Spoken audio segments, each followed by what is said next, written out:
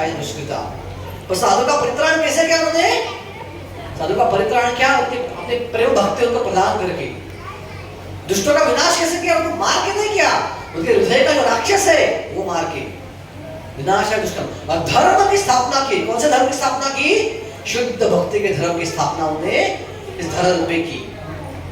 उसी प्रकार से जब भगवान जगत से चले जाते हैं कुछ समय बाद ऐसा होता है कि धर्म फिर से ग्लानि में जाने लगता है, धर्म पर फिर से नींद आने लगती है, लोग फिर से अधर्मी बनने लगते हैं।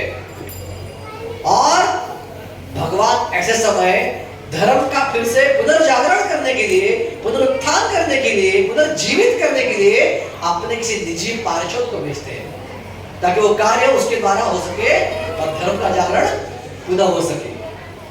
ऐसे एक व्यक्ति थे श्री भक्ति विनोद ठाकुर। क्या अवस्था थी उस वक्त भक्ति विनोद ठाकुर के समय? हमको देखना पड़ेगा। चैतन्य महाप्रभु से गए कुछ साल तक उनके पार्षद जिंदा थे, जिसमें कुछ गोस्वामी जिंदा थे। 6 प्रमुख गोस्वामी थे चैतन्य महाप्रभु के, 6 प्रमुख शिष्य। आप इधर फोटो देख सकते हो, सफेद कपड़े पहले 6 लोगों का फोटो इधर है मंदिर में। उनका क्या नाम था? श्री रूप गोस्वामी, श्री सनातन गोस्वामी, श्री रघुनाथ भट्ट गोस्वामी, रघुनाथ दास गोस्वामी, गोपाल भट्ट गोस्वामी और जीव गोस्वामी। ये 6 प्रमुख गोस्वामी महाप्रभु के 6 शिष्य थे, जिन्होंने सारा भक्ति जो है हमको अपने आदर्श द्वारा समझाया कैसे करना है और किताबों द्वारा सिखाया कैसे भक्ति का रस हमको पाना है। तो महाप्रभु जाने के बाद श्री जीव गोस्वामी थे, उनके बाद उनके प्रमुख 3 शिष्य श्यामानंद पंडित, नरोत्तम दास ठाकुर और श्रीनिवास आचार्य। इन लोगों ने भक्ति का कल्चर जो है वो संभाल के रखा। वो जाने के बाद महाप्रभु के आंदोलन में कई लोग ऐसे पैदा हो गए जो भक्ति के नाम पे कुछ गलत चीजें करने लगे। तो उनका खंडन करने के लिए क्या हो गया? तो प्रमुख आचार्य अवतरित हुए, जिनका नाम था विश्वनाथ चक्र ठाकुर और बलदेव विद्याभूषण। प्रमुख आचार्य का अवतरण हुआ, जिन्होंने फिर से अपने किताबों के द्वारा सही भक्ति क्या है, भक्ति का सही अर्थ क्या है और महाप्रभु ने किस प्रकार की भक्ति करने का बोला है। जो महाराष्ट्र के लोग यहाँ पे बैठे हुए हैं उनके लिए बता दो, चैतन्य महाप्रभु जो है तुकाराम महाराज के गुरु है। तुकाराम महाराज के अभंगवाणी फेमस अभंग आता है कि राघव चैतन्य और केशव चैतन्य को दीक्षा दी सपने में आके, वही राघव चैतन्य और केशव चैतन्य महाप्रभु है। तो चैतन्य महाप्रभु की सही शिक्षा क्या है? ये चक्रवर्ती पाल विश्वनाथ ठाकुर और बलदेव विद्याभूषण ने पुनः स्थापना की। और उसके बाद साधारणतः 200 साल तक, ऑलमोस्ट 100 साल तक कोई आचार्य अवतरित नहीं हुए। और इसकी वजह से क्या हुआ? उस समय पे काफी अपसंप्रदाय पैदा हुए। अभी संप्रदाय क्या है और अपसंप्रदाय क्या है, थोड़ा जानने की कोशिश करेंगे हम। संप्रदाय इसको बोलते हैं, जैसे कोई भी व्यक्ति आएगा और बोलेगा मैं डॉक्टर हूं, तो आप क्या बोलोगे उसको? आपके पास प्रमाण पत्र है क्या डॉक्टर हो? तो प्रमाण पत्र कहां से होना चाहिए?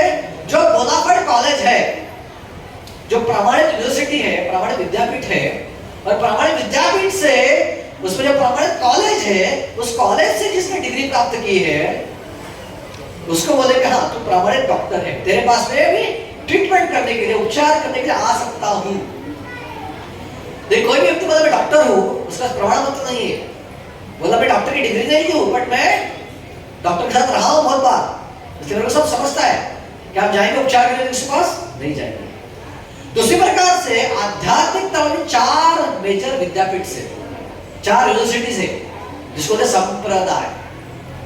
पहला संप्रदाय जिसको बोलते हैं ब्रह्म संप्रदाय, जो ब्रह्मदेव की परंपरा से आता है। भगवान श्री कृष्ण ज्ञान ब्रह्मदेव को प्रथमता दिया, उस परंपरा में संप्रदाय चालू हो गया, गुरु शिष्य परंपरा।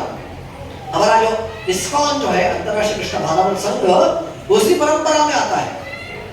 दूसरा संप्रदाय है रुद्र संप्रदाय। भगवान श्री कृष्ण ने ज्ञान भगवान शंकर को दिया, रुद्र, और शंकर जी के साथ एक परंपरा चालू हुई शिष्यों की, जिसको तो रुद्र संप्रदाय। गुजरात में जाओगे आप पुष्टि मार्गी लोग हैं, वो लोग उसी रुद्र संप्रदाय के भाग है। तीसरा संप्रदाय श्री संप्रदाय, श्रीमती लक्ष्मी। लक्ष्मी जी को भगवान श्री कृष्ण ने ज्ञान सर्वप्रथम दिया, और लक्ष्मी से परंपरा चालू हो गई जिसको बोलते श्री संप्रदाय। प्रमुखता दक्षिण भारत में आप जाओगे, तिरुपति बालाजी, रंगनाथ, डलकोटे, ये सारे विष्णु के मंदिर है, इसी परंपरा में आते हैं।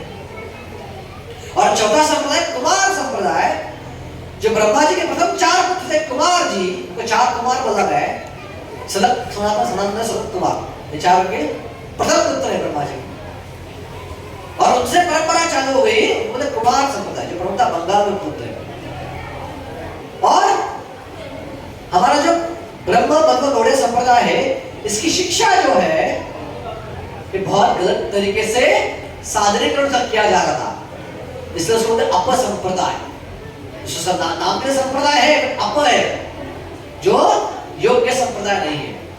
और उस समय ऐसे 13 संप्रदाय का उदय हो चुका था, 13 अपसंप्रदाय।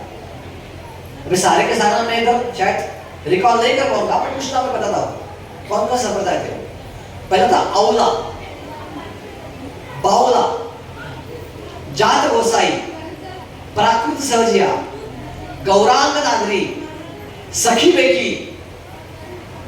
बाद में ये 7 जो मेरे याद आ रहे हैं अभी, 13 जो अभी याद नहीं आ रहे, तो ऐसे 13 अपर संप्रदाय थे, प्रमुखता कार्यरत कर रहे थे। क्या करते थे अपर संप्रदाय के? जो जगह महापुरुष शिक्षा है उसका उल्टा उल्टा अर्थ निकाल के उल्टी पुल्टी क्रिया करते थे। जैसे उदाहरण था औला और बौला, क्या करते थे? महापुरुष बोला है कौन से मंत्र का जाप करो? हरे कृष्णा कृष्णा कृष्णा हरे हरे, हरे राम राम राम हरे हरे। इस मंत्र का आप जाप करो, महापुरुष बोला। अरे मंत्र शास्त्र में दिखा गया है, कली संतन उपनिषद में मंत्र दिखा गया है। पर ये औला वाला क्या करते थे? अलग अलग शब्द उसमें घुसर देते थे और अलग ही मंत्र बना देते थे और उस मंत्र का जाप करके बोलते थे ये जो मंत्र हम जप रहे हैं, इस मंत्र का हम जो कीर्तन कर रहे हैं, ये ऑथेंटिक कीर्तन है। पर शास्त्र में क्लियरली बोला गया है, पद्म पुराण में बोला गया है, श्रुति स्मृति पुराण आदि पंचरात्र का विधि बिना एकांत की हरेर भक्ति उत्पात एवं कल्पते। अगर हम श्रुति का आधार लेके, वेद शास्त्रों का आधार लेके, प्रामाणिक आचरण का आधार के बिना खुद के मन से भले भगवान की भक्ति करेंगे, वो भक्ति प्रॉपर रिजल्ट नहीं लाएगी। वो क्या लाएगी? उत्पाद लाए, खुद के लिए भी और पूरे समाज के लिए। उत्पाद एवं कल्पते। इसलिए अवला वालों का उल्टा पुल्टा नाम लेके कुछ भी कीर्तन करते थे। आज जब जगन्नाथपुरी में जाओगे तो कई ऐसे आपको संप्रदाय मिलेगी जो उल्टा पुल्टा नाम लेते हैं और प्रामाणिक मंत्र में घोषित करते हैं। तीसरा था गौरांग नागरी। ये गौरांग नागरी क्या बोलते थे कि महाप्रभु क्यों आए थे? 2 चीजों की थी, प्रेम रस निर्यास पूरी आस्वादन, राधा रानी के प्रेम का आस्वादन करने के लिए महाप्रभु आए थे। और राग मार्ग भक्ति लोग करिते प्रचार है। जो ये राग मार्ग है, जो स्पॉन्टेनियस लर्निंग डिवोशन सर्विस है, स्पॉन्टेनियस क्या बोलते हैं पता नहीं, जो उत्स्फूर्त, दैट उत्स्फूर्त नहीं है, सिलसिला शब्द है, उत्स्फूर्त भक्ति जो है, जो गोपियों का भाव है, उस भाव भक्ति करते भगवान की, उस प्रेम का आदान प्रदान करने के लिए आप लोग आए थे यहाँ पे। तो ये गौरांग नगरी क्या बोलते हैं? महाप्रभु आए थे, बट क्या उन्हें रास रचाई थी? नहीं रचाई थी, क्योंकि उनको समय नहीं मिला। बहुत कम समय तक यहाँ पे रहे थे वो, केवल 48 साल तक वो इस धरातल पे रहे थे महाप्रभु, ज्यादा समय उन्हें तो मिला नहीं। तो हम क्या करेंगे? जो काम हमने किया नहीं वो हम करेंगे, हम रास लीला खुद करेंगे, ताकि महाप्रभु खुश हो जाए और महाप्रभु कृपा हम पर आ जाए। तो क्या करते थे रोज वो? अनेक स्त्रियों के साथ रास रचाते थे और उसके नाम पे बहुत सारी गलत चीजें होती थी, बहुत सारी सेक्सुअल चीजें उसमें गलत तरीके से सादरीकरण की जाती थी। और एक संप्रदाय था जाति गोसाई। ये जाति गोसाई क्या कहते थे कि जो व्यक्ति केवल गोस्वामी के परंपरा में आता है, गोस्वामी के जन्म के परंपरा में आता है, सिमिलर लैंग्वेज में आता है, गोस्वामी के उसके वंश में आता है, वही केवल गोस्वामी बन सकता है। भले वो दारू पी रहा हो, भले मांस खा रहा हो, भले सब गलत चीजें कर रहा हो, पर केवल वही आदमी गोस्वामी बन सकता है, बाकी कोई भी गोस्वामी नहीं बन सकता। इसको बोलते जाति गोसाई। और था सखी बेकी। सखी बेकी क्या करते थे? खुद को भगवान की सखी बोलते थे, राधा रानी की सखी हो गए, और साड़ी पहनते थे, श्रृंगार करते थे और घूमते थे। भले पुरुष रहेगा, पुरुष रह के साड़ी पहनता था, श्रृंगार करता सखी की तरह, और मैं भगवान की सखी हूँ, इस भाव में दुनिया में विचल रहा था। और लास्ट था प्राकृत सहजिया।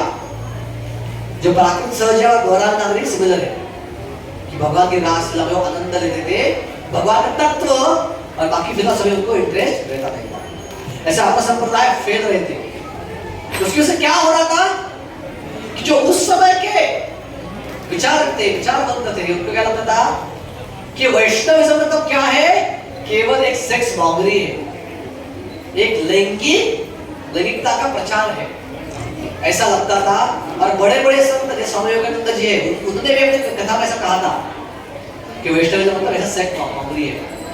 और उसमें से क्या होने लगा था, कई विचारवंत भारत के अलग अलग धर्म की स्थापना कर रहे थे।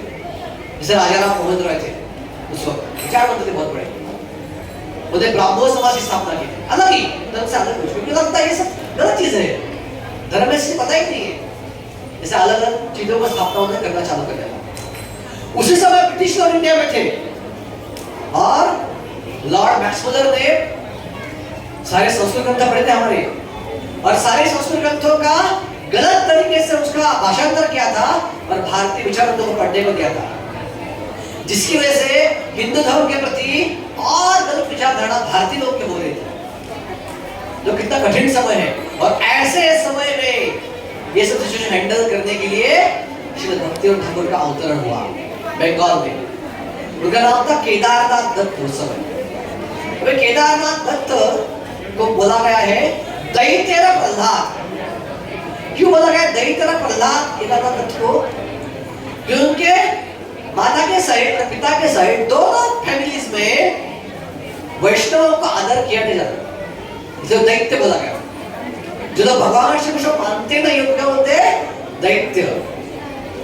विष्णु भक्ता सुतो भक्ता आसुर्यस्त विपर्या, जो भगवान के भक्त उनको सुर बोलते हैं, और बाकी लोग जो भगवान के भक्त नहीं है वो शास्त्रों में क्या बोला है असुर, राक्षस। भले वो उनके सिर पे सिंह नहीं रहेंगे और काला काला चेहरा नहीं रहेगा और ऐसे गंदे में बाल नहीं रहेंगे जो सिर में दिखते हैं, बकासुर अकासुर वैसा नहीं रहेगा, फिर भी सिविलाइज आदमी रहेगा, पढ़ा लिखा इंजीनियर रहेगा, फिर वो असुर है। क्यों? क्योंकि भगवान का भक्त नहीं है। शास्त्र बोलते हैं ऐसे, मेरे शब्द नहीं है, शास्त्र के शब्द है। तो इसे दैत्य प्रहलाद, ऐसे असुर को पैदा होने के बाद वो प्रहलाद था, वो बहुत बड़ा भक्त था। अभी समय बहुत कम है, ज्यादा कथाओं के बारे में बता नहीं पा रहा हूँ, कुछ कथाओं के बारे में उनके बारे में बताऊंगा कैसे उन्होंने आपस संप्रदाय का आनंद किया। केदारनाथ दत्त जब 11 साल के हो गए, उनके पिताजी का वो काफी श्रीमंत अमीर घराने में पैदा हुए, पर जब 11 साल के हो गए उनके पिताजी का देहांत हो गया। और पिताजी का देहांत होने के बाद दुर्भाग्यवशपूर्ण उनकी जो बहुत सारी जमीन थी, वो जमीन जो है उनके चुलतों ने ले ली, उनके कजिन लोगों ने ले ली, और वो गरीब बन गए, क्षण में गरीब बन गए। देखो आजकल लोग लक्ष्मी के पीछे दौड़ते हैं, पैसे के पीछे दौड़ते हैं, समय ले लो भक्ति करने के लिए, भगवान के बारे में सुनने के लिए, गीता पढ़ने के लिए, जपा करने के लिए, मंदिर के लिए समय नहीं लोगों के पास। क्या करते लोग? सिर्फ पैसा पैसा पैसा, कैसा जॉब मिले, कैसे बिजनेस बढ़े, कैसे आगे बढ़े हम, ताकि ज्यादा पैसा आए। और पैसा आने पर क्या करते हैं? बीमार पड़ते हैं, और सारा पैसा बीमारी में खर्च होता है, ट्रीटमेंट में खर्च होता है पूरा, उसका आनंद ले नहीं पाते। यही जगत का दुनिया का प्रॉब्लम है लोगों का।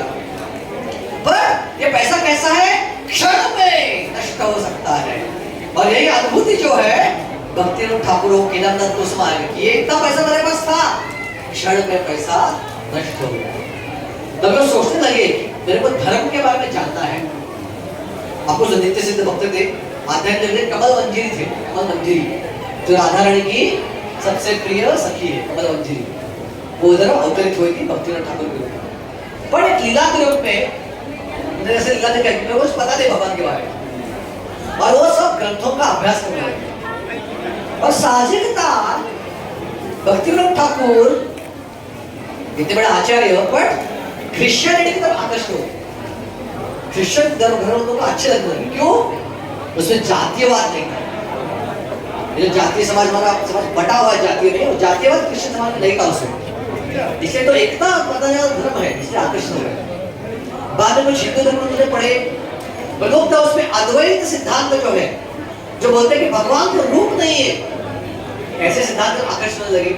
पर अद्वैत सिद्धांत जो है काफी प्रश्नों का उत्तर दे नहीं सकता है, इसलिए वो भी उन्हें छोड़ दिया और आगे पढ़ाई करते करते उन्हें अंग्रेजी का पढ़ाई किया, और अंग्रेजी का पढ़ाई करने के बाद वो एक प्रोफेसर बने स्कूल में, और स्कूल में प्रोफेसर बनने के बाद उन्हें कुछ किताबें पढ़ी चैतन्य महाप्रभु के बारे में, और जैसे चैतन्य महाप्रभु में कुछ किताबें उन्हें पढ़ी, चैतन्य महाप्रभु के प्रति वो बहुत आकर्षित होने लगे, क्योंकि किताबों के थ्रू काफी प्रश्नों के उत्तर उनको मिलने लगे महाप्रभु के बारे में।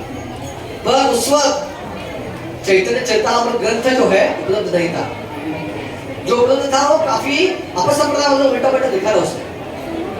तो बहुत प्रयास के बाद एक कॉपी उनको मिली चैतन्य चरितामृत की, जिसका उसने इंग्लिश में ट्रांसलेट कर दिया, उड़िया में था, उसको बंगाली में, उसको बंगाली कमेंट्री थी उसके ऊपर। और आज जो चैतन्य चरितामृत बंदा पढ़ पा रहे हैं केवल भक्ति ठाकुर कृपा की वजह से। उसी चैतन्य चरितामृत का भाषांतर जो है तात्पर्य कृष्ण कृपा ने हमारे लिखा, और पूरे विश्व में उसका प्रचार हो रहा है चैतन्य महाप्रभु के चैतन्य चरितामृत। और फिर आगे वो बढ़ते बढ़ते गए भौतिक दृष्टिकोण से भी, और उस समय ब्रिटिशों के समय जो सर्वोच्च पद रहता था एक भारतीय को दिया जाता था, जिसको बोलते हैं डिस्ट्रिक्ट मैजिस्ट्रेट, एक जज, जिला न्यायाधिकारी मराठी बोलते हैं, जिला न्याय हिंदी और मराठी में जिला न्यायाधिकारी डिस्ट्रिक्ट मैजिस्ट्रेट, वो पद जो है उनको दिया गया, जो भारतीय को उस समय हाईएस्ट पोजीशन भारतीय मिल सकती है। अभी आज हम देखते हैं कोई खटला न्यायालय में जाता है तो कितना समय लगता है, सुबह आपने कुछ अर्जी की न्यायालय में, उसको पूरा करने में कितना समय लगता है, 10 साल 20 साल 30 साल, शायद जिंदगी खत्म नहीं होता। पर भक्ति ठाकुर उसका इंटेलिजेंस देखो क्या था कि 3 घंटे में वो एक दिन में 150 केसेस कर देते, 3 घंटे में 150 केसेस, इतना इंटेलिजेंस केसेस कर देते, और बाकी समय वो पूरा भक्ति में क्रिया में लगा देते। गृहस्थ थे, कई बार तो अपने आप गृहस्थ है, हमारे बच्चे हैं, 2 बच्चे हैं, कैसे हम भक्ति करेंगे। भक्ति ठाकुर 11 बच्चे थे, गृहस्थ थे, वो भी पूरा जिम्मेदारी संभालते, डिस्ट्रिक्ट मैजिस्ट्रेट थे, फिर भी उन्होंने अपने जीवन में 100 से ज्यादा किताबें लिखी, डेली 64 माला करते थे, 100 से ज्यादा किताबें लिखी, डेली 64 माला करते थे। और इसी समय जब डिस्ट्रिक्ट मैजिस्ट्रेट थे, एक बहुत ही डेंजरस केस उनके पास आ गया। क्या केस था वो? उस समय उड़ीसा में एक बिशप से बोलकर एक योगी था, भाई कुछ योगी रहते हैं, उनके पास सिद्धि रहती है, अपने आचार्य बोलते हैं ऐसे योगी जो है महान लोक से गिरते हैं, महान पर सिद्धि रहती है, उधर जब पुण्य खत्म होता है महान लोक से, वो पृथ्वी पे गिरते हैं, उस पुण्य का कुछ भाग बचा हुआ रहता है, और कुछ सिद्धि उनके पास बची हुई रहती है। तो विशेष सिंह क्या कहता था, मैं खुद महाविष्णु का अवतार हूं, और उसमें ऐसे सिद्धि थी कि आग लगाता था, आग के अंदर जाता था, गायब होता था, और उधर अवतरित होता था, ये सिद्धि उसके पास है।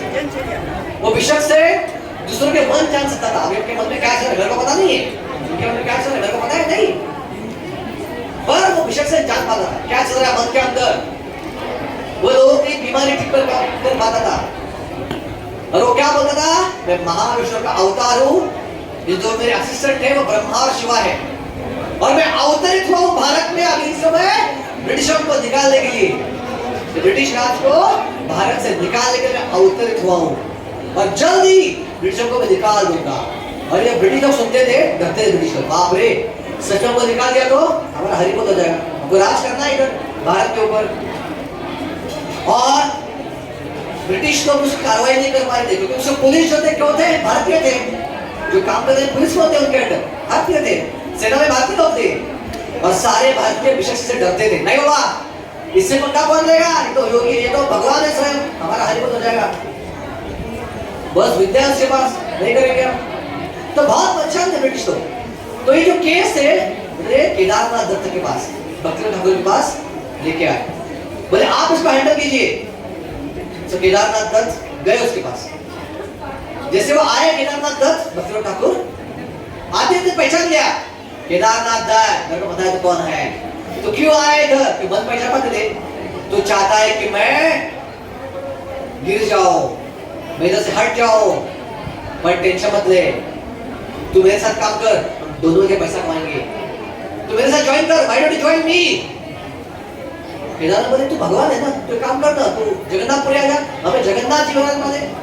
है वो तो वो लकड़े के बोले, मैं स्वयं जगन्नाथ जिंदा खड़ा हूं इधर, मैं तो उधर आ जाऊं।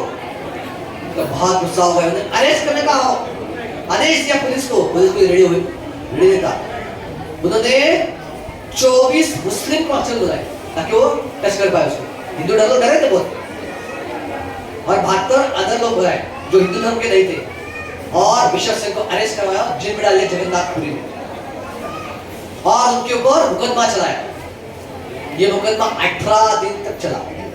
अभी बिशप सिंह के पास ऐसे ऐसे तंत्र विद्या थी कि 18 दिन तक उसने ना पानी पिया ना कुछ खाया, और फिर भी फिट एंड फाइन।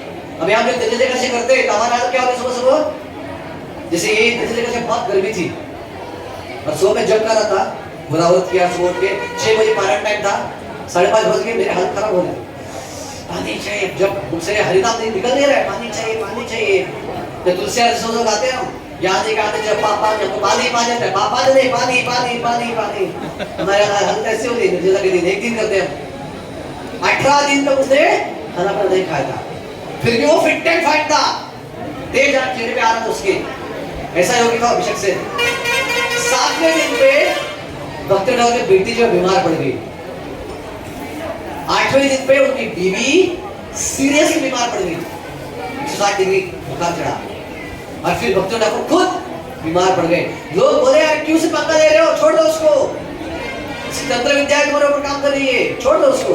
भक्ति ठाकुर हटे नहीं, नहीं बोले ये पाखंडी है, भगवान कोई भी नहीं हो सकता, इस पाखंड का खंडन करना है। तुकाराम महाराज बोलते हैं मराठी भागों में, आम्ही वैकुंठवासी आलो याच करणासी, क्या करने? पाखंडाचे खंडन करने। तो पाखंडी लोगों का खंडन करने के संत लोग आते हैं। और वो मुकदमा चला, और 18वें दिन पे जब रिजल्ट का टाइम आ गया, उसको 18 साल की सजा हो गई बिशप सिंह को। फिर बिशप सिंह वैसा का वैसा ही था। और उस समय एक ब्रिटिश अधिकारी था जिसने योग सिद्धि को पढ़ा था, उसने पढ़ा कि योगी लोगों की जो ताकत होती है उसके बालों में रहती है। तो आ गया तो बाल काट दिए उसने, और जैसे बाल काट दिए पूरा बिशप सिंह जमीन पे गिर गया, क्योंकि 18 से कुछ खाया पीना नहीं था। उसको जेल में डाला गया, और ये अपमान और सहन नहीं कर पाया, उसे जहर ले लिया और मार गया बिशप सिंह। और दुनिया जो है इस पाखंडी व्यक्ति से मुक्त हो गई है। फिर एक झाड़ था उड़ीसा में, जब ब्रह्म राक्षस रहता था। ब्रह्म राक्षस मतलब क्या है कि जो व्यक्ति ब्राह्मण था बट उसने अपराध किए, इसलिए राक्षस बन गया, ब्रह्म राक्षस बोलते हैं। वो झाड़ पे था, और उस जगह से कोई भी शाम को गुजर जाता था, वो आदमी गायब होता था, और सुबह उसकी हड्डियां मिलती थी। कई ब्रिटिश लोग गुजरे उधर से, और सेम हुआ उनके साथ, सुबह उनकी हड्डियां मिलती, और बहुत परेशान थे लोग, क्या करें? ब्रिटिश लोग परेशान थे, क्या करें? और ये किसने हैंडल किया? भक्ति ठाकुर। भक्ति ठाकुर ने क्या किया? जाके उस पेड़ के नीचे जाके बैठ गए और भागवतम का पाठ चालू किया। 7 दिन तक भागवतम का पाठ कंटिन्यूअसली उन्होंने किया। 7वें में वृक्ष गिर गया, भूत मुक्त हो गए। ये भागवतम की महिमा है। सुखदेव गोस्वामी बोलते हैं परीक्षित महाराज को, दयत्र रक्षा दयत्र रक्षादिनि रक्षोत्थादि स्वकर्मसु कुर्वन्ति सात्वता भर्तु यातु धान्यास तत्र ही। जहाँ पे भगवान का नाम का गुणगान होता है, वहाँ पे कोई भी आसुरी वृत्ति, राक्षसी वृत्ति, भूत प्रेत नहीं रह सकता। तो जो लोग हरिनाम का जाप करते हैं, उनको ये गलत चीजें कभी भी तकलीफ नहीं दे सकती। तीसरा डिफिकल्ट केस, क्या डिफिकल्ट केस था? जगन्नाथपुरी का जो फेमस मंदिर है, उस मंदिर का मैनेजमेंट करने का काम भक्ति ठाकुर को दे दिया गया, और जगन्नाथ मंदिर में काफी गलत चीजें उस वक्त हो रही थी। भक्तिनाथ ठाकुर ने आके वो सिस्टम जो पूरा सेट किया जगन्नाथ मंदिर का, और जब रिकॉर्ड चेक किए गए भक्तिनाथ मंदिर के, तो ऐसा पता चला उनको कि जो पुरी के राजा थे गजपति उस वक्त के, उन्हें 80,000 रुपयों का, उसको बहुत बड़ी रकम थी। आज के समय 80 कोटी 800 करोड़ हो सकते हैं, पता नहीं कितने होगी। 5 साल पहले 80 करोड़ 400 बहुत बड़ी रकम थी। 80,000 रुपयों का घोटाला किया और अपने इंद्रिय भोग में पैसा लगाया था राजा ने, मंदिर के पैसों का। तो भक्तियों ठाकुर डिस्ट्रिक्ट मजिस्ट्रेट ब्रिटिशों का राजा था, उन्होंने फोर्स किया राजा को कि तुम्हें डेली 52 टाइम्स चप्पल भोग लगाने जगन्नाथ जी को। और ये लगाते पूरा पैसा राजा का खत्म हो गया, पूरा वसूली किया। राजा बहुत गुस्सा हो गया, क्या चल रहा है इसका? एक राजा को एक मामूली मैजिस्ट्रेट ऐसा तकलीफ दे रहा है। तो राजा ने मारक तांत्रिक यंत्र चालू किया, ताकि यंत्र के द्वारा ब्रह्म राक्षस पैदा करेंगे और भक्ति ठाकुर को मार देंगे। पर 27 दिन यज्ञ चला, स्वाहा स्वाहा यज्ञ में आहुति चलती है। सुबह साहब देखोगे हमारे मंदिर में चलता है वैष्णव यज्ञ, और वैष्णव यज्ञ मारक यंत्र नहीं है, हिंदी नहीं है, भगवान कृपा के लिए है, भगवान के आनंद के लिए यज्ञ हो। पर ये मारक यज्ञ था, स्वाहा स्वाहा आहुति दी जाएगी ताकि ब्रह्म राक्षस आए और भक्ति ठाकुर को मारा जाए। जब 27 दिन पे 27वें दिन पे जब आहुति दी गई स्वाहा की, एक आदमी उसके पास आया राजा के पास, बोला आपका बेटा मर गया। भक्ति ठाकुर कुछ भी नहीं हुआ कि जो व्यक्ति भगवान का नाम लेता है, भगवान बोलते हैं मैं स्वयं की रक्षा करता हूँ। गीता में भगवान बोलते हैं क्षिप्रम भवति धर्मात्मा शाश्वत शांति निगच्छति कौन्तेय प्रतिजानेहि न मे भक्त्या प्रणश्यति। मेरे भक्तों का कभी भी विनाश नहीं सकता। अगर ब्रह्म राक्षस आ गया और सामने लोग के भक्त है, तो जिसने वो यज्ञ किया है उसी के ऊपर ब्रह्म राक्षस काम करता है और वो व्यक्ति मर जाता है। और यही हुआ, राजा का बेटा मर गया, भक्ति और ठाकुर कुछ भी नहीं हुआ। सो ये भगवान की भक्ति की महिमा है, जो आचार्य बिना डरे बिना संकोच किए दुनिया किसी भी चीज से बिना डरे अपने आप में स्थापित करने के लिए अवतरित होते हैं। और भक्ति और ठाकुर का सबसे प्रमुख कार्य क्या है हमारे जीवन में, इस्कॉन के भक्तों के जीवन में? वो है चैतन्य महाप्रभु के जन्म स्थान का पता लगाना। अभी जो मायापुर है, अभी जो कोलगल द्वीप है, वहां पे चैतन्य महाप्रभु के जन्म स्थान बताए जाते थे। क्यों? वहां पे ऐसे बहुत सारे आपस में लोग रहते थे, सच्ची बेकी वाला वाला। उनको क्या लगता था, ये महाप्रभु जन्म स्थान हम खोलेंगे तो वहां पे बहुत सारे लोग आएंगे और दक्षिणा देंगे, और पैसा किसको मिलेगा? हमको मिलेगा, और हमको काम करने की जरूरत नहीं पड़ेगी। पैसा पाने के लिए गलत तरीके से उन्हें उसको महाप्रभु जन्म स्थान बोला गया। जब भक्तिनाथ ठाकुर कुछ दस्तावेज पढ़ रहे थे चैतन्य महाप्रभु के बारे में, तो उनको पता चला, चैतन्य भागवत शास्त्र और कुछ दस्तावेज भूगोल के पढ़ रहे थे, तो उनको पता चला कि महाप्रभु का जन्म जो है वह नवद्वीप धाम में अंतरद्वीप में हुआ है, मायापुर द्वीप में हुआ है। उन्होंने मैप देखा, जहां जिस स्थान में इंडिकेट कर रहा था उसका नाम होगा मियापुर। जो करंट उस समय के मुस्लिम लोग थे उसको मायापुर का मियापुर कर दिया, बोले यही वो स्थान रहेगा, ऐसा लगा उनको। शास्त्र तो बोल रहा है वो स्थान वही है, भक्ति ठाकुर खुद गुरु थे, वो स्थान को पता चला। पर एक वैष्णव आचार्यों का एक उनका एक एफिडेविट चाहिए, उनका एक प्रमाण चाहिए। हमारे प्रमाण क्या थे? गुरु, साधु और शास्त्र। गुरु का प्रमाण तो हो गया, शास्त्र प्रमाण तो है, एक सिद्धांत, एक आचार्य का प्रमाण चाहिए। और उस समय सबसे महान वैष्णव आचार्य थे जगन्नाथ दास बाबा जी महाराज। परंतु उम्र था 140 साल, और वो देख भी नहीं पाते, हाथ भी नहीं हिला पाते, बस मुझसे हरे कृष्ण आता रहता। और उनके सर्वंट थे बिपिन जी, तो बोला बिपिन बिहारी जी, क्या आप उनको लेके आइए? बिपिन बिहारी बास्केट से लेके आए, बास्केट में बिठा के। और वो स्थान का महिमा क्या था? जब भक्ति ठाकुर खुद उस स्थान पे गए, तो देखा हमें बहुत सी तुलसी उगी है, और वहां पे नीम का वृक्ष भी है। हम बोलते हैं निमाई नाम पड़ा, नीम के वृक्ष जन्म हुआ, निमाई नाम पड़ा, वहां पे नीम का वृक्ष भी है। और ये कुछ अलग वाइब्रेशन उधर से आ रहा है, तो यही स्थान रहेगा, बट कंफर्मेशन चाहिए। और जैसे ही बास्केट से उठा के जगन्नाथ दास बाबा जी को लेके आए उधर, जो व्यक्ति अपने आंखें नहीं खोल पाता, हाथ नहीं पाता, उनने लंबी छलांग लगाई बास्केट से और बाहर अगर नाचने लगे जोरों से, यही है निमाई का जन्म स्थान, यही है निमाई का जन्म स्थान। भक्ति ठाकुर कंफर्म हो गया, हाँ यही है चैतन्य महाप्रभु का जन्म स्थान। और वहां पे सब लोगों से एक एक रुपया भिक्षा मांग के उन्हें सुंदर महाप्रभु का मंदिर बनाया। और जिस विष्णु जी के टीटी का वर्शिप करते थे उनके पिताजी चैतन्य महाप्रभु के जगन्नाथ मिश्रा, वो टीटी भी खोद कर उनको उधर एक्सकर्शन मिल गई। तो उनको और कंफर्मेशन है कि यही स्थान है चैतन्य महाप्रभु के जन्म का। अभी अब मेरे पास 2-3 मिनट ही बचे। उनकी कथाएं बहुत है, पर एक सवाल कथा बताकर छोटा सा भजन के बारे में चर्चा करूंगा 1 मिनट में कि क्या उन्होंने आपको दिया है। भक्तिनाथ ठाकुर अपने गोलद्रुम द्वीप पे खड़े थे। उनका पुत्र भक्ति सिद्धांत ठाकुर उनके बाजू में खड़ा था। उन्होंने अपने पुत्र से पूछा, क्या तुम्हें उधर प्रकाश दिखाई दे रहा है जगह पे? एक जगह पे सामने प्रकाश दिखाई दे रहा है? बोले हाँ, मेरे को एक प्रकाश दिखाई दे रहा है। एक प्रकाश का मंदिर दिखाई दे रहा है? बोले हाँ, प्रकाश का मंदिर दिखाई दे रहा है। उन्होंने सर्वण को बोला है, क्या तुम्हें प्रकाश का मंदिर दिखाई दे रहा है? बोले नहीं। तुमको लगा समझा कि सर्वण जो है अज्ञान में, माया में अभी तक, और मेरा पुत्र जो है महान भक्त है, मैं देख पा रहा हूँ, ये भी देख पा रहा हूँ, कंफर्म है। बोले ये जो जगह पे है वहां पे कुछ सालों बाद एक अद्भुत मंदिर बने और ऐसा व्यक्ति आएगा जो पूरे विश्व में प्रचार करेगा हरे कृष्ण का, और सारे अमेरिकन, ऑस्ट्रेलियन, ब्रिटिश लोग यहाँ पे आएंगे और जोर से गाएंगे जय सच्चिदानंद गौर हरि।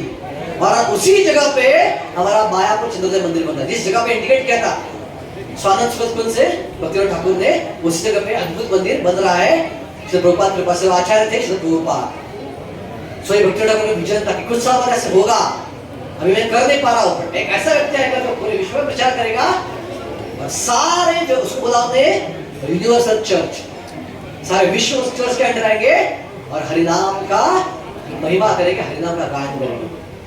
भक्ति ठाकुर सुंदर भजन है, उस भजन में बोलते हैं, इस भजन के बाद में कथा का विराम देता हूँ।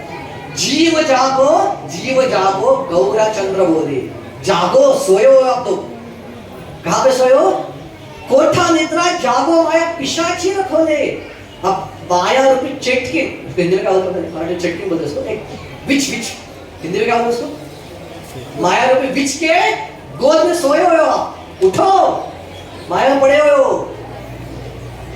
भजी को बोली हो ऐसी संसार भीतर है, आप सब संसार में घूम रहे हो, ये बहुत वो बहुत, ये जन्म, कभी कुत्ते का, कभी बिल्ली का, कभी बाघ का, कभी पेड़ का, कभी इंसान का, कि देवता का, फिर से उधर पे जन्नत, उधर पे जन्नत जठरे शरणम, कब बाहर से भूलिया तुम्हारा यही, भूलिया रहे ना तुम्हें अविद्या घोरे, देखो भूल चुका हूं और अविद्या में पड़े हुए हो।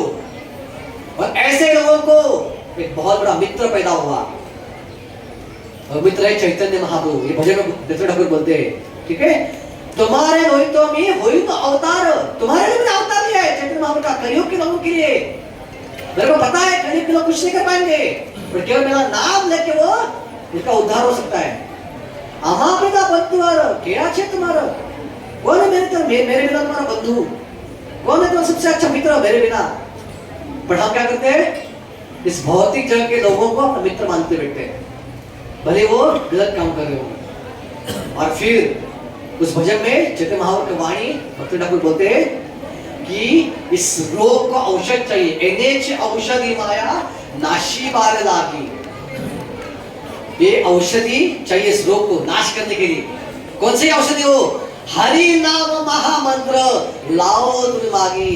ये हरे कृष्ण महामंत्र जो है ये मैंने लाया हुआ है, इस औषध का पान कीजिए और ये माया रूपी रोग का निवारण कीजिए। और फिर लास्ट भक्ति ठाकुर बोलते हैं कि भक्ति विनोद बोले, सॉरी उस महामंत्र का उच्चारण किए, हाँ, भक्ति विनोद बोले चरण धोरिया।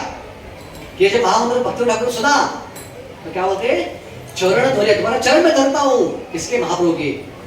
सही हरि नाम मंत्र लागिया मागिया, मैं चाहता हूं मंत्र मेरे को मिले ताकि मेरा रोग जो है ठीक हो जाए। तो आज इस भक्ति ठाकुर की कृपा की वजह से ऐसा बोलते भक्ति ठाकुर ने ब्लूप्रिंट क्रिएट की हमारे इस्कॉन की, पूरे विश्व प्रचार करने के लिए सारे किताबें उन्होंने लिखी। भक्ति सिद्धांत ठाकुर ने उसको इंस्टीट्यूशन बदला, उसको संस्था के रूप बदला, उसको पूरा इंस्टीट्यूशन कर दिया, संस्था के रूप में उसको रूप दे दिया भक्ति सिद्धांत ठाकुर ने। और जो बिल्डिंग बनाने का काम जो है, जो अच्छी प्रचार करने का काम किसने किया? श्री प्रभुपाद जी ने। सो भक्ति ठाकुर अगर नहीं रहते तसे हम भी नाही तो मुस्लिम बनते, ख्रिश्चन बनते, अशी अवला बवला करता भाजप बनते बैठते, ये सखी बिकी बनते बैठते। तो एक कृपा है भक्त ठाकुर की, ऐसे आचार्य का तिरुभाव दिवस है और ये आचार्य को बोला है ये हरिनाम मंत्र लाभो तुम मांगी। तो इस उनके तिरुभाव के दिवस के दिन हम प्रार्थना करेंगे श्री भक्त ठाकुर के चरणों में कि ये जो महामंत्र में औषधि परंपरा में अपने आपको दी हुई है उसका हम भक्तिपूर्वक स्वीकार करेंगे और हमारे जीवन का उद्धार करेंगे केवल इस मंत्र का जाप करके। हरे कृष्णा कृष्णा कृष्णा हरे हरे, हरे राम राम राम हरे हरे। बहुत बहुत धन्यवाद। हरे कृष्ण।